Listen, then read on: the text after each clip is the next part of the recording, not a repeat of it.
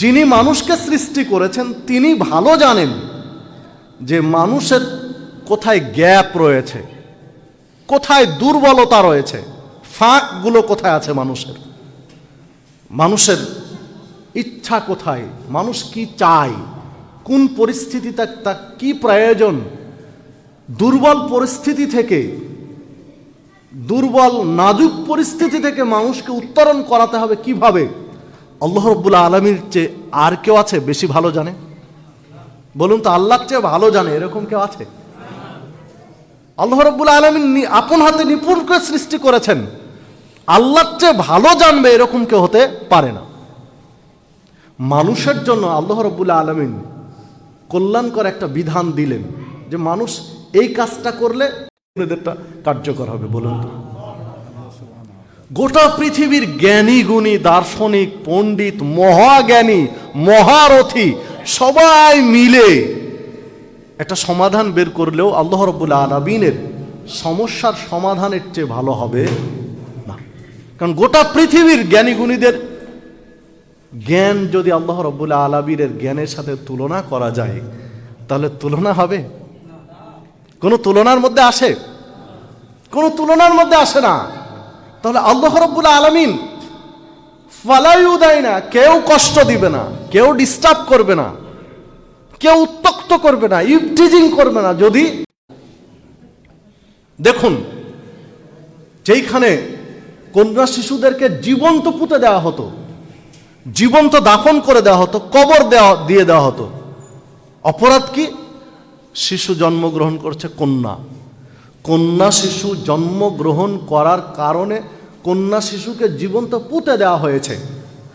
মাত্র 23 বছরের ব্যবধানে নবী মুহাম্মদুর রাসূলুল্লাহ সাল্লাল্লাহু আলাইহি সাল্লাম এমনভাবে 15 থেকে 16 বছর, এই 16-17 বছরের ব্যবধানে এসে রাসূলুল্লাহ সাল্লাল্লাহু আলাইহি ওয়াসাল্লাম যখন মক্কা বিজয়ের দিন গেলেন,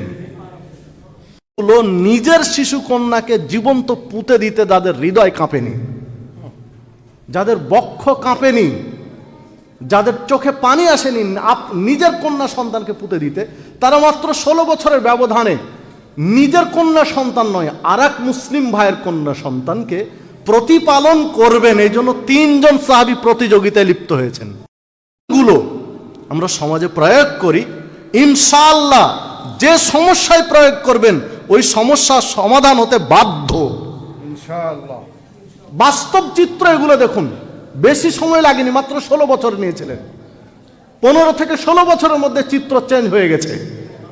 কারণ তাদের মনোজগৎটা চেঞ্জ করেছিলেন, তাদের হৃদয়ের জগৎটা চেঞ্জ করেছিলেন। আপনি আমি যদি এখন ইভটিজিং মুক্ত সমাজ করতে চাই, নারীদের উত্তক্তকরণ থেকে হেফাজত করতে চাই, তাহলে আবার আপনাকে আমাকে এই বিধানের কাছে ফিরে আসতে হবে। যদি জ্ঞানী গুণীদের, সমাজ বিজ্ঞানীদের, জ্ঞানী গুণীদেরকে নিয়ে তাদের চিন্তাধারায় আপনি আমি সমাজ গড়তে চাই, তাহলে 16 কেন, কত 16 বছর চলে যাবে, সমাধান হবে না।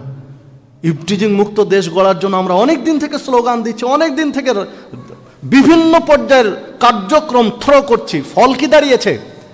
আপনি জরিপগুলো দেখেন, গত বছর যে পরিমাণ ইভটিজিং এর শিকার হয়েছিল এই বছর দেখেন তার চেয়ে বেশি হয়েছে। তো লাভ কি হলো? অথচ কমার কথা কিন্তু কমছে না। তাহলে আপনাকে আমাকে ফিরে আসতে হবে, এই জাহেলিয়াতকে দূর করে ইসলামের আলো মানুষের হৃদয়ে জ্বালাতে হবে। কোরআন সুন্নাহর আলোটা মানুষের হৃদয়ে জ্বালাতে হবে, বুঝাতে হবে। বাস্তব তাই। কেননা দেখুন, ইভটিজিং কারা করে, কারা এই জাহেলিয়াতগুলো করে? কোনো মুরব্বী মানুষ, চুল দাড়ি পেকে ধবধবে সাদা হয়ে গেছে, এই ধরনের মুরব্বী মানুষ কি নারী উত্তক্ত করতে যায়? নারী উত্তক্ত করে যুব সমাজ, তরুণ সমাজ, উঠতি বয়সের যুবক, তারাই কিন্তু এগুলো করে। কাদেরকে করে?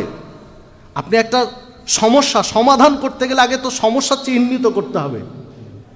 আপনি চিকিৎসা করতে চাচ্ছেন একটা রোগীর, আগে তো আপনাকে রোগটা নির্ণয় করতে হবে, তারপরে চিকিৎসা দিলে লাভ হবে। আপনি রোগ নির্ণয় করলেন না, আপনি রোগ যাচাই বাছাই করলেন না, রোগ ধরতে পারলেন না, আপনি একটার পর একটা ওষুধ ঢালতে থাকবেন, লাভ হবে কি? তাহলে আপনাকে আগে রোগ নির্ণয় করতে হবে যে কারা ইভটিজিং করছে আর কাদেরকে করছে, কেন করছে, কারা করছে, কাদেরকে করছে, কেন করছে। এই সমস্যা, এই উত্তরগুলো যখন আপনি বের করতে পারবেন তখন চিকিৎসাটা আপনার সহজ। করছে কারা? তরুণ যুব সমাজ। করছে কাদেরকে? থাকবে পর্দার ভিতরে, তখন তাকে মার্ক করা যাবে না তার বয়স কত, কোন বয়সের। হিজাবের মধ্যে যে নারী আছে, পর্দার আড়ালে যে নারীটা আছে, তার বয়স যদি মার্ক করা না যায়, চিহ্নিত করা না যায় তার বয়স কেমন, তাহলে তাকে কি ইভটিজিং করবে? আমি মনে হয় বুঝাতে পারলাম না বিষয়টা। সম্মানিত উপস্থিতি, কোন তরুণ, কোন যুবক নানির বয়সী কাউকে কি ইভটিজিং করে? খালার বয়সী কাউকে কি ইভটিজিং করে? ইভটিজিং করে তো তরুণীদেরকে, যুবতীদেরকে। তাহলে তাকে আগে চিহ্নিত করতে পারছে, তাকে নির্ণয় করতে পারছে তার বয়সটা কেমন, কারণ তাকে দেখার জন্য তার চেহারা সুরত সৌন্দর্য দেখছে, দেখে আগে তাকে ভালো লাগছে, তখন ইভটিজিং করছে। যদি নারী পুরোপুরি হেজাব পরে থাকে, পুরোপুরি হেজাব পরে আছে, শুধু তার চোখ দুটা দেখা যাচ্ছে, তার পুরো আপদ মস্তক হিজাবের আড়লে, তাকে নির্ণয় করা যাচ্ছে না তার বয়স কেমন, তাহলে তাকে ইভটিজিং করবে কেন? সুযোগই নেই তার ইভটিজিং করা, কারণ তাকে তো মার্ক করতেই পারছে না, ধরতেই পারছে না তার বয়স কেমন। ইসলামের বিধান কিন্তু এখানে। আল্লাহ রাব্বুল আলামিন ওই কথাই বললেন নবী মুহাম্মদ সাল্লাল্লাহু আলাইহি ওয়াসাল্লামকে, যে মুমিন নারীদেরকে বলে দিন তারা যেন চাদর দিয়ে নিজেকে ঢেকে ফেলে, আবৃত করে ফেলে, ফলে তাদেরকে চেনাও যাবে না, বোঝাও যাবে না তার বয়স কেমন, তাকে ইভটিজিং কেউ করবে না, ফালাই দেয় না, তাকে কেউ কষ্টও দিবে না। সম্মানিত উপস্থিতি, ইসলামের কাছে আপনাকে আমাকে ফিরে আসতে হবে। এই জাহিলিয়াতগুলো ত্যাগ করে যদি ফিরে আসি, তখন সমাধান হওয়া সহজ। দেখুন, রাসূলুল্লাহ সাল্লাল্লাহু আলাইহি ওয়াসাল্লাম এই বিষয়ে আরো কিছু ইঙ্গিত দিয়েছেন, স্পষ্ট বলেছেন। আন জারির ইবনে আব্দুল্লাহ রাদিয়াল্লাহু আনহু বলছেন, আমি রাসূলুল্লাহ সাল্লাল্লাহু আলাইহি ওয়াসাল্লামকে জিজ্ঞাসা করলাম, আন নাজরাতিল ফাজা, হঠাৎ নারীর দিকে দৃষ্টি গেলে আমার করণীয় কি? নারীর দিকে চোখ গিয়েছে, আমাকে এখন কি করতে হবে? ফাআমারানি, জারির রাদিয়াল্লাহু আনহু বলছেন, আল্লাহ রাসূল সাল্লাল্লাহু আলাইহি ওয়াসাল্লাম আমাকে নির্দেশ দিলেন, আন আসরিফা বাসারি, যে চোখ গেলে চোখটা ফিরিয়ে নিবে। নারীর দিকে যখন চোখ যাবে তখন চোখটা ফিরিয়ে নিবে। সহিহ মুসলিমের 5770 নম্বর হাদিস। যখনই নারীর দিকে চোখ যাবে তখন চোখ ফিরিয়ে নিতে হবে, এটা ইসলামের বিধান। নারীর দিকে চোখ যাওয়ার সাথে সাথে ফিরিয়ে নিতে হবে। হঠাৎ নারীর দিকে চোখ চলে গেছে, ইচ্ছা করে তাকানোর সুযোগ কিন্তু নেই। ইচ্ছা করে নারীর দিকে তাকাবে এই সুযোগ ইসলামে নেই। বেগানা নারীর দিকে ইচ্ছা করে দৃষ্টি দেবে এই সুযোগ ইসলামে নেই। কিন্তু অনিচ্ছা করে চলে গেছে, অনিচ্ছা সত্ত্বেও হঠাৎ দৃষ্টি পড়ে গেছে, তৎক্ষণাৎ চোখটা ফিরিয়ে নিবে, এটা ইসলামের বিধান। সহিহ মুসলিমের মধ্যে হাদিসটি বর্ণিত হয়েছে। আল্লাহ রাসূল সাল্লাল্লাহু আলাইহি ওয়াসাল্লাম জারির রাদিয়াল্লাহু আনহুকে এই কথা বলার অর্থ শুধু তার জন্যই খাস এ কথা নয়, সারা পৃথিবীর মুসলিম পুরুষদের জন্য একই বিধান। নারীর দিকে চোখ গেলে চোখ ফিরিয়ে নিতে হবে।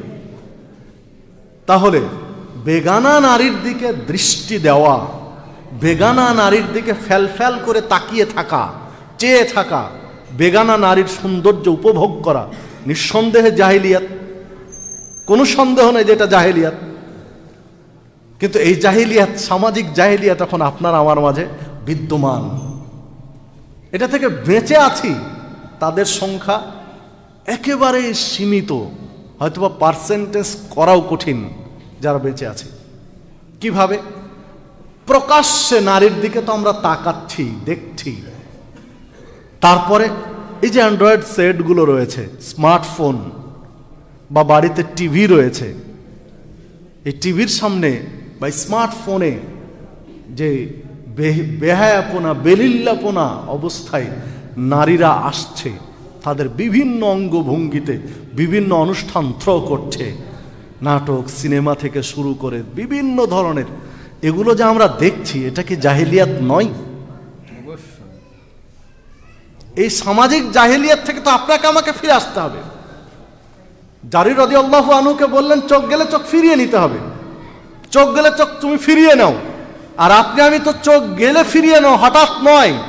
আপনি আমি বাটন টিপে টিপে, রিমোট কন্ট্রোলারের বাটন টিপে টিপে কোন চ্যানেলে ভালোটা আছে ওইটা আপনি বের করে নিয়ে আসছি। আপনি আমি তো ইচ্ছা করে নিয়ে আসছি। যুব সমাজ আমরা তো ইচ্ছা করে বাটন টিপে টিপে কোন চ্যানেলে কোনটা, কোথায় কি আছে না আছে ইত্যাদি, এগুলো নোংরা কোনটা, খারাপ কোনটা, সেগুলো বের করে আমরা দেখছি। ঘন্টার পর ঘন্টা চেয়ে আছি এক দৃষ্টিতে। জারির রাদিয়াল্লাহু আনহুকে বললেন চোখ গেলে ফিরিয়ে নিবে, অথচ আমি তো ইচ্ছা করে দেখছি। এই জাহিলিয়াতের মধ্যে ডুবে আছি। এটা থেকে যদি আপনি আমি ফিরে না আসি তাহলে কিভাবে সম্ভব? এটা থেকে ফিরে না আসলে সমাজের সংস্কার কিভাবে সম্ভব? যেসব কারণে ইফটিজিং হচ্ছে তার তো এটা একটা বড় কারণ। সমাজে যে জাহেলিয়াত এখন চলছে, তরুণ যুবকদের মধ্যে পর্নোগ্রাফির প্রতি আসক্ত, ব্লু ফিল্মের প্রতি আসক্ত। এই ব্লু ফিল্মগুলো তো আমরা ইচ্ছা করে দেখছি, ডাউনলোড দিচ্ছি, দেখছি। ফল কি দাঁড়াচ্ছে? এই পর্নোগ্রাফির প্রতি আসক্ত হয়ে নোংরা দৃশ্যগুলো দিয়ে জেনা ব্যভিচারে রূপ দিচ্ছে। এগুলো জেনা ব্যভিচারে রূপ নিচ্ছে এক পর্যায়ে গিয়ে।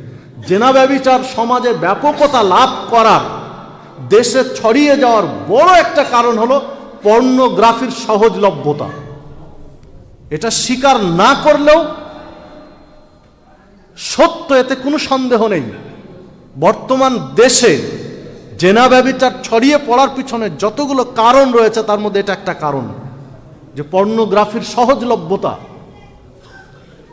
একদম হাতের নাগালে এগুলো।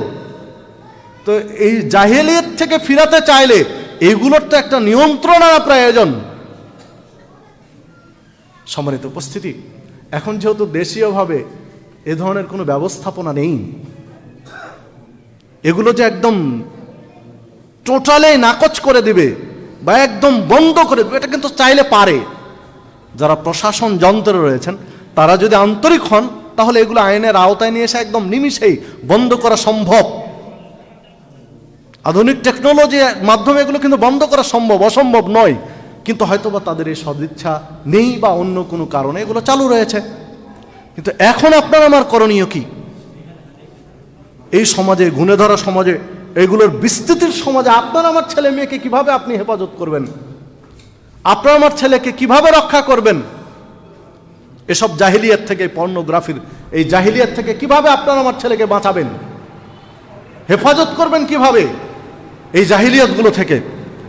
এই ক্ষেত্রে যে পদক্ষেপগুলো নেওয়া দরকার, যে অভিভাবক যিনি ছেলে মেয়ের প্রতি আরো যত্নবান হন, আরো দায়িত্বশীল ভূমিকায় আসেন, অভিভাবক আরো আন্তরিকতার সাথে দায়িত্বশীল ভূমিকা পালন করেন ছেলে মেয়ের প্রতি। তাদের বুঝাতে হবে, আদর্শ শিক্ষা দিতে হবে, তাদেরকে সুশিক্ষা দিতে হবে। এগুলোর খারাপ মন্দের প্রভাব, খারাপের প্রভাব, খারাপ দিকগুলো তুলে ধরতে হবে, তাকে বোঝাতে হবে। পাশাপাশি বন্ধু বান্ধব কারা, আপনার আমার সন্তানের কারা বন্ধু বান্ধব সেটা চিহ্নিত করতে হবে। সঙ্গদোষে লোহা ভাসে। বন্ধু যদি খারাপ হয় তাহলে সেই প্রভাবের দিকে সেই প্রভাবে পড়বেই, তার খপ্পরে পড়বে, এটাই স্বাভাবিক। কারণ মানুষ মন্দের দিকে ঝুঁকে বেশি, মন্দের আকর্ষণ মানুষের কাছে বেশি। কারণ শয়তান প্রতিনিয়ত এই বিষয়ে সময় ব্যয় করছে মানুষকে খারাপের দিকে নিয়ে যাওয়ার জন্য। এই জন্য ছেলে মেয়েদের বিষয়ে বাবা মাকে সচেতন হতে হবে। তার বন্ধু বান্ধব যদি খারাপ থাকে সে সঙ্গ ত্যাগ করিয়ে ভালোদের সাথে বন্ধুত্ব গড়ে দেওয়ার বা পরিবেশ করতে হবে বাবা মাকে, ছেলে মেয়ে মানুষ করার স্বার্থে, এই পর্নোগ্রাফির এই জাহিলিয়াতগুলো থেকে বাঁচানোর স্বার্থে। দ্বিতীয়ত আরও একটা বিষয়, যদি কেউ আমরা আক্রান্ত হয়ে থাকি এগুলো থেকে বাঁচার জন্য, যে একাকিত্ব, এগুলো পর্নোগ্রাফি আসক্ত হওয়া বা এগুলোর প্রতি ঝুঁকে পড়ার একটা বড় কারণ হচ্ছে একাকিত্ব, মানে একাই থাকা আর কি। তো এই কেউ যদি এর মধ্যে আসক্ত হয়ে পড়ি, বাঁচতে চায়, তখন এই একাকিত্ব তাকে ত্যাগ করতে হবে। একাই নয়, কারো সাথে সময় দিতে হবে। একাকী ঘর বন্ধ করে রয়েছি, তখন এই খারাপ চিন্তাগুলো মাথার মধ্যে আসবে, বা শয়তান এই খারাপ চিন্তাগুলো মাথার মধ্যে নিয়ে আসবে, যেহেতু একাই আছি। কিন্তু কেউ সাথে থাকলে এই নোংরামি জগতে প্রবেশের সুযোগ পাওয়া যায় না বা করে না। তাহলে কারো সাথে তাকে সময় দিতে হবে, বাবা মার সাথে, ভাই বোনের সাথে, বা যেখানে থাকবে সেখানে কেউ না কেউ আছে, এই ধরনের পরিবেশগুলো নিশ্চিত করতে হবে। কোরআন সুন্নাহর শিক্ষার বিকল্প এগুলো নেই। পরকালীন জবাবদিহিতা, পরকালীন ভয়, এগুলো হচ্ছে বড় কারণ। একজন দার্শনিক তিনি সবসময় নিজের পকেটে, একজন দার্শনিক তার পকেটের মধ্যে একটা ম্যাচ রাখতেন। তো তাকে জিজ্ঞাসা করা হলো যে আপনি ম্যাচ রাখেন কেন? উনি বলছেন, দেখো আমি বিড়ি সিগারেট খাওয়ার জন্য কিন্তু ম্যাচ রাখি না, আমি ম্যাচটা এই জন্য রাখি যে যখন আমার মন পাপের দিকে ধাবিত হয়, পাপ কাজের প্ররোচিত হয়, পাপ কাজ মন করতে চাই, তখন আমি ম্যাচটা বের করি পকেট থেকে, একটা কাঠি জ্বালিয়ে আমার তালুতে চেপে ধরি, তালুতে চেপে ধরে যখন খুব কষ্ট লাগে তখন মনকে সান্ত্বনা দেই যে সামান্য একটা ম্যাচের কাঠির আগুন সইতে পারছো না, এই পাপ করতে চাচ্ছ, জাহান্নামের আগুন কিভাবে সইবে? এই ম্যাচের কাঠির চেয়ে বহু গুণ বেশি দাবদাহ শক্তি রয়েছে জাহান্নামের আগুনে। তো এই ম্যাচের একটা কাঠির আগুন সইতে পারছো না, তো তুমি যে পাপ করতে চাচ্ছ, হৃদয়কে আমি সান্ত্বনা যে তুমি যে পাপ করতে চাচ্ছ, তো জাহান্নামের আগুন থেকে তুমি বাঁচবে কি করে? এই সান্ত্বনা দিয়ে আমি ফিরে আসার চেষ্টা করি। সম্মানিত উপস্থিতি, যে কথা বলছিলাম যে নারী ঘটিত এই জাহিলিয়াতগুলো থেকে আপনাকে আমাকে ফিরে আসতে হবে, পর্দার মধ্যে রাখার চেষ্টা করতে হবে। কারণ আল্লাহ রাসূল সাল্লাল্লাহু আলাইহি ওয়াসাল্লাম বলেছেন, সালাসাতুন কাদ হাররামাল্লাহু, 3 শ্রেণীর মানুষের জন্য আল্লাহ জান্নাতকে হারাম করেছেন।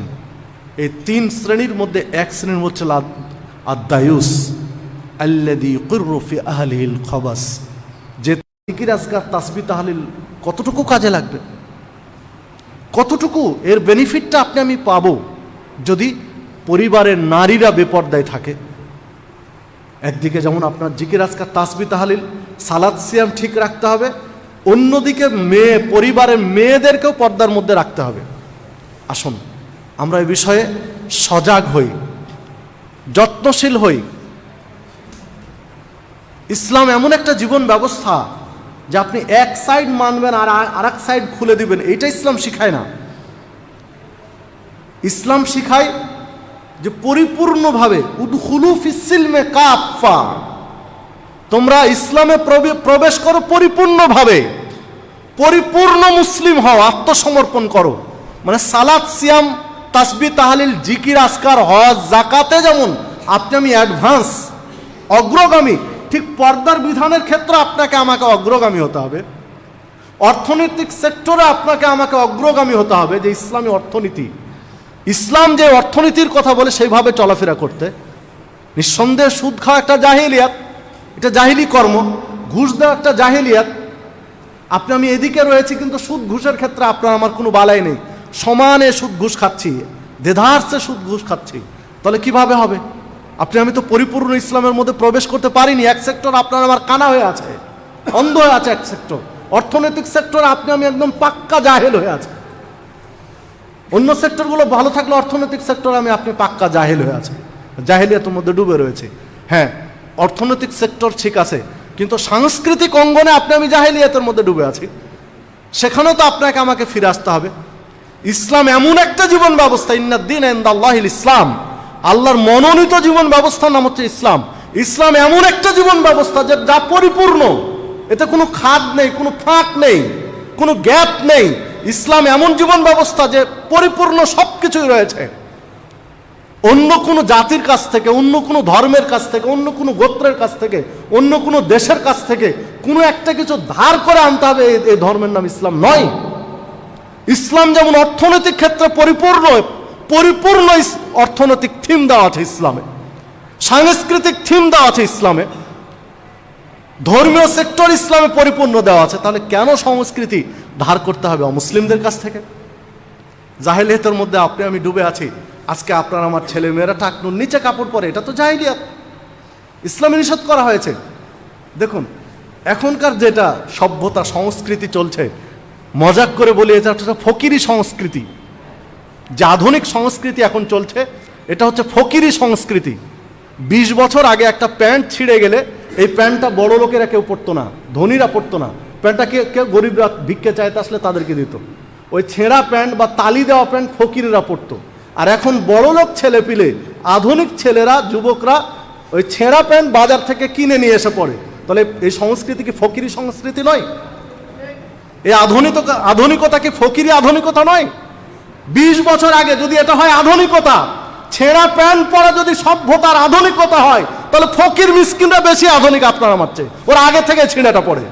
আপনি আমি 20 বছর পরে, 30 বছর পরে শিখলাম যে এটা সংস্কৃতি, এটা আধুনিকতা, এটা সভ্যতা। ছেঁড়া প্যান্ট পরা সভ্যতা, সংস্কৃতি, এটা আধুনিকতা আমি 20 বছর পরে শিখেছি, ফকিরেরা 20 বছর আগে শিখেছে। তাহলে আধুনিক আপনার আমার চেয়ে তারা বেশি। সম্মানিত উপস্থিতি, যে কথা বলছিলাম যে আপনাকে আমাকে ফিরে আসতে হবে। আমার সময় শেষ বিধায় লম্বার দীর্ঘায়ু করতে চাচ্ছি না। আমি সব মিলিয়ে যে কথাটা বলতে চাই, আল্লাহ রাসূল সাল্লাল্লাহু আলাইহি ওয়াসাল্লাম বলছেন 3 শ্রেণীর মানুষের প্রতি আল্লাহ অসন্তুষ্ট, আল্লাহর নিকটে এরা সবচেয়ে খারাপ মানুষ। 3 শ্রেণীর, এক শ্রেণী হচ্ছে মুলহিদুন ফিল হারাম, হারাম বা নিষিদ্ধ এলাকায় যারা হারাম কাজ করে, নিষিদ্ধ কাজ করে হারামের এরিয়াতে। অমুবতাগিন ফিল ইসলাম সুন্নাতাল জাহেলিয়া, মুসলিম সমাজে জাহিলি সুন্নাত চালু রাখে, এরা হচ্ছে আল্লাহর কাছে নিকৃষ্ট, খারাপ। অমুত্তালিব দামি ইমরিন বেগাইরে হাক্কিন লিয়ুহরিকা দামাহু, অন্যায়ভাবে মানুষের রক্ত ঝরায়, হত্যা করে, খুন করে, এই লোকগুলো আল্লাহর কাছে সবচেয়ে খারাপ। আমার আলোচনার সাথে যেটা রিলেটেড সেইটি হচ্ছে মুসলিম সমাজে যারা জাহিলি সুন্নাত চালু রাখে, এই লোকগুলো আল্লাহর কাছে সবচেয়ে খারাপ। আবগাদুন নাস ইলাল্লাহ, আল্লাহর কাছে সবচেয়ে খারাপ মানুষেরা, ঘৃণিত মানুষ, লাঞ্ছিত মানুষ, নোংরা মানুষ। তাহলে জাহিলি সুন্নাতগুলো আপনার আমার মাধ্যমে যেন সমাজে চালু না থাকে, এই বিষয়ে আমরা একটু সচেষ্ট হই। আপনার আমার মাধ্যমে যেন জাহিলিয়াত ছড়িয়ে না যায়।